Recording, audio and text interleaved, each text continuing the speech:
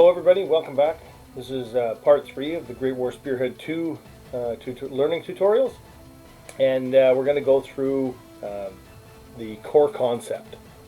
Now, if you've played Great War Spearhead 2 before, then you'll understand that this is a higher level game than Spearhead. So really, the game can be played with less than a division, but it plays better and better the bigger forces you get. And I would recommend that if you want to play the game and get all the proper ins and outs of World War I combat, you really do want to play at the core level. It just adds different elements to the game that are more profound than if you're playing at the subdivision level, if you will. So like, 2 brigades against 1 brigade or 3 brigades against 2 brigades still works really well, but if you want to add in all the nuances to the game, you really want to play at the core level. So what is a core? For those of us who understand army organizations, a corps is pretty well known to contain usually 1 or more divisions, often of infantry. There's 2 types of corps in Great War Spearhead 2. There's infantry corps and cavalry corps.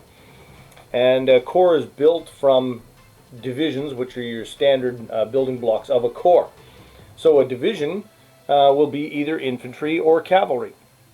And a division, depending on the time frame, will consist of 2 or more brigades or regiments. Most times it's 3 brigades if you're talking about the British Empire, colonial armies, or regiments if you're talking continental armies like the French, Russians, Serbs, Germans, Austrians. They use the term regiment, but regiment and brigade is really interchangeable, and that includes cavalry brigades, and although they're smaller in number, they're still an interchangeable entity as far as size and use on the table goes. So a division is made up of regiments or brigades. Each brigade or regiment is made up of a number of stands, fighting stands, that includes a headquarters, infantry, machine guns, and often trench mortars. You might also have trench guns or assault guns. That's your composite infantry regiment. So if you see what I have here on the table, I'm gonna walk through. This is an Austrian infantry corps, but just for fun, I put an Austrian cavalry division up here so you can see the size of the difference, or the difference in size. Sorry about that. So this is a cavalry brigade, 2 regiments of 6 cavalry squadrons each, and a machine gun and a brigade headquarters. So that's 2 brigades, each of 2 regiments. There's 2 horse artillery batteries and a division command. So that's a cavalry division right there. So you can see how small it is compared to this infantry division here, which has 4 infantry regiments. Oh, sorry, don't count this. This is the corps. 4 infantry regiments. It's got the howitzer regiment, field gun regiment, 2 squadrons of scouts or scout cavalry, and the division headquarters. 2 of those make up a corps, and the corps is then augmented by corps assets, which in this case for the Austrians is 2 batteries of 15 centimeter howitzers, 5 companies of engineers, and the corps headquarters. So now when we break down into a regiment, here's an Austrian regiment. Now Austrian regiments, just like the Russians, were often 4 battalions, each battalion of 4 companies, and 1 machine gun section, platoon, or company, depending on the time frame in the year. But in this case, I've made all the Austrians just 12s, just for the ease of explanation.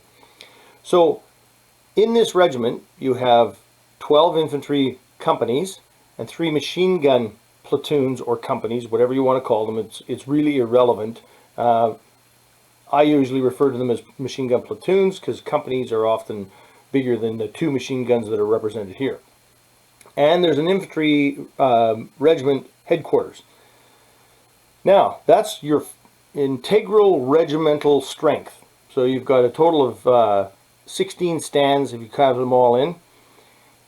If you had a Jaeger battalion of 4 stands that were part of this division, those Jaegers could be attached to this regiment as support stands. They still become fighting stands, but they have to be attached to a regiment.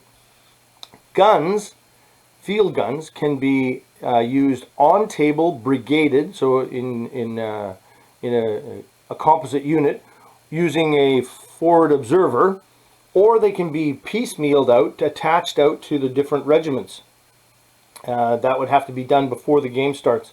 Same thing with the howitzer regiment. 2 stands, they could either be attached to the infantry regiments, or they could be used as individual stands, as a brigaded unit on the table. Each, for a corps, so this infantry corps, the corps commander would have to issue orders for each division. So he would have to give them individual orders, and then he would also have to give orders to his regiments.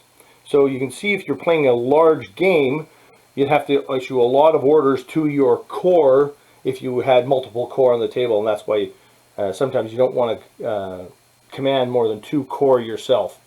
I did play Vimy Ridge a couple times, commanding 4 Canadian divisions and 1 British division as the corps commander, and I was playing against one other guy, and it makes for a lot of orders to write and keep track of. I mean, it's doable, but always better to have maybe 4 divisions max.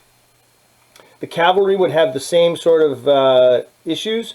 The brigade stays integral. It would get an order. If you wanted to attach a gun battery to each regiment, you would have to note that at the beginning of the game. And there you have it. That's the anatomy of a corps. If you had, you can have things like corps assets that are rail guns, or even army assets when you get big. Rail guns, things like that. They do not have to be attached to a regiment. They can be kept in general support. They can be kept off board. The same holds true for things like if you've got a couple Belgian divisions and you have a corps command on board on the table, they might want to. You might have a couple Minerva armored car stands on the table. They can remain as a corps asset, roaming around as long as they stay within command zone of the corps commander. So you limit yourself doing that, but you can do it. So there you go, the anatomy of a corps. And that's where I'll stop on this video. Thanks very much.